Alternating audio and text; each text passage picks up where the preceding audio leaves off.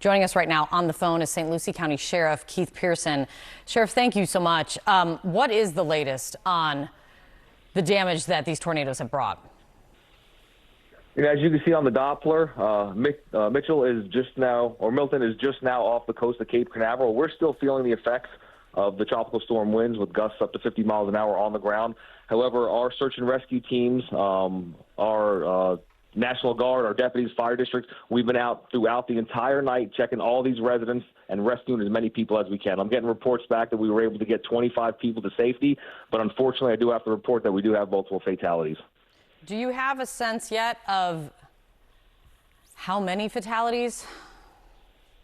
We don't. Right now we want to focus on life saving. We want to make all of our efforts focused on saving as many people as we can. I heard you say late last night that 200 first responders were searching for people, many of them probably trapped in this retirement community where you'd said that the fatalities have been reported. Have they found anyone trapped in the debris? Yes, absolutely. Our team's out there. Like I said, I know that on one way or another, I know that 25 people were brought from that area to being housed. So these houses were leveled. This area is just completely devastated. We felt the impacts of multiple tornadoes within a 20-minute period, and unfortunately, it struck a modular home community that's 55 plus. So the residents there are elderly. Their whole homes with them inside were lifted up, moved, destroyed. I mean, everything in this hurricane's or this tornado's path is gone. And Sheriff, the videos we have seen coming in of some of the tornadoes that touch down are otherworldly. They're absolutely terrifying in the videos and the images are coming in. Have you been able, I mean, it's kind of daybreak-ish right now, the sun's coming up. Have you been able to get a real sense with first light of how much damage these tornadoes brought? It's growing by the minute. I was actually out on scene with our deputies as these tornadoes struck, responding to another incident. Our sheriff's office here was struck by a tornado, and it wiped out a red iron building, about a 10,000 square foot building that housed all of our rescue vehicles. So we first had to now get all of our vehicles out of there, our high water rescue vehicles, our boats, and things of that nature. And 30 minutes later, in the northern area of our county, we had reports I know our deputies confirmed at least 6 tornadoes on the ground, but our EOC reported back that they have 17 confirmed tornadoes touching ground in our small community within a matter of 20 minutes.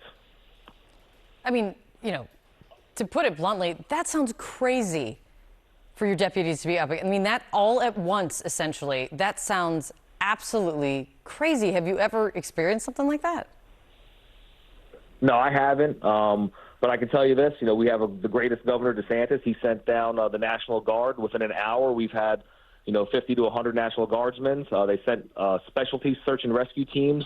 Jimmy Petronas helped coordinate that. And we had boots on the ground, along with our deputies and fire rescues and volunteers.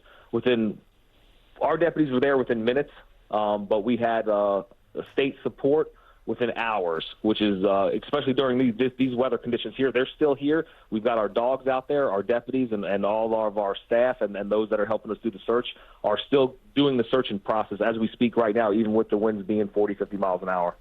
And that's the thing. It sounds to me, this isn't over. You guys are truly in the middle of it, and I appreciate you jumping on to give everyone an update in the midst of this. What is the message to everyone who, sun's coming up, and everyone in the county, what would you like them to know this morning? Stay safe. Check on your neighbors. We have a great community here. Although there was lots of damage throughout our entire county, the area that we're focusing on for life safety measures is in the Spanish Lakes community. We want to make sure, double check, triple check.